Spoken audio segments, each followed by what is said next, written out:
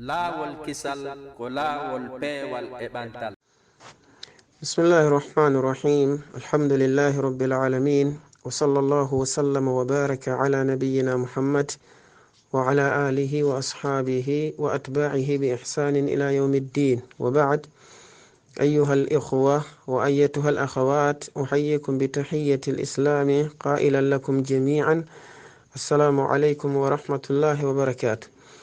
haray siɓɓe julɓe ɓawo en ardinde ko hanuɗen ardinde kon, haray ko hollitugol ɗo fiyake oɗo bobo mo tawata ko mo sutiɗen ɗo photo muɗum on.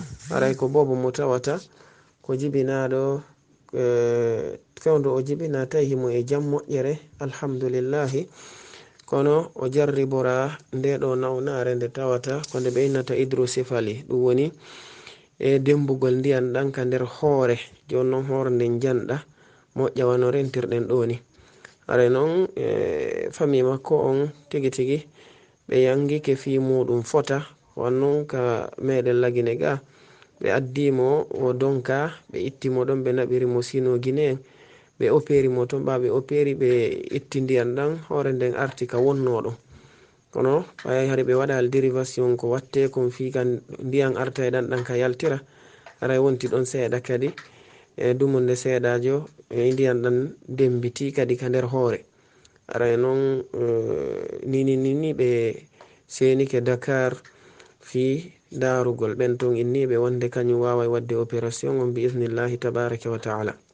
haray noon ɓe holli wonduɓe maɓɓe ɓen holli wonde famille on ka tigi tigi na yajiraɓe mumen ha ton. haray ɓe landiɓe ton taw 300,000 francs CFA 300,000 francs CFA. anon en anda ko honɗum yaltoyta ɓawti ɗum ɗon kadi gila lekkele ko nandi sifaɗin ɗon piiji e analyse ji watteɗi. haray jama on no tora goto kala ka hikkori lillahi wa fillahi, goto kala yurko Allah subhanahu wa ta'ala arsiki ɗum wo.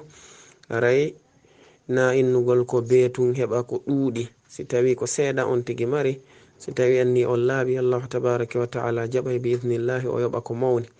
jom meɗen tabaraka wa ta'ala o wi li yunfiq dhu sa'atin min sa'ati faman qudira alayhi rizquhu falyunfiq mimma atahu Allah la yukallifu Allahu nafsan illa ma ataha. haray ka tigi tigi marɓe ko yaaji ɓen yo nafku ko yaaji, ɓe tata ko marɓe ko faaɗi ɓen kadi yo ɗettu e nder ɗum ɗon kamɓe kadi ɓe okkitira Allah subhanahu wa ta'ala fa wa wonki si wona yerko okkiki ko. haray goto kala no tora lillahi wa fillahi, yo kala wakkilo mbuɗi muɗum naata fi wallitagol oɗo bobo fi Allah subhanahu wa ta'ala jonnitumo cellal makko ngal.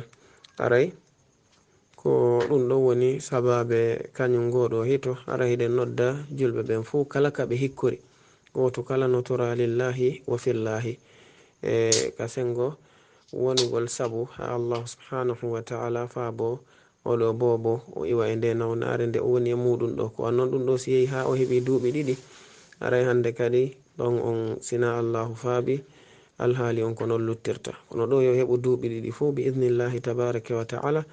haray insha Allahu no wodi laawi reweteɗi fi ha hoore nden arta ka du'a wonde ɗon.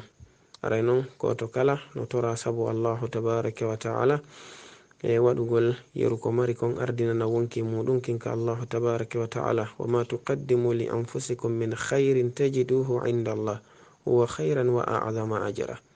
na'am. assalamu alaikum wa rahmatullahi wa barakatuh.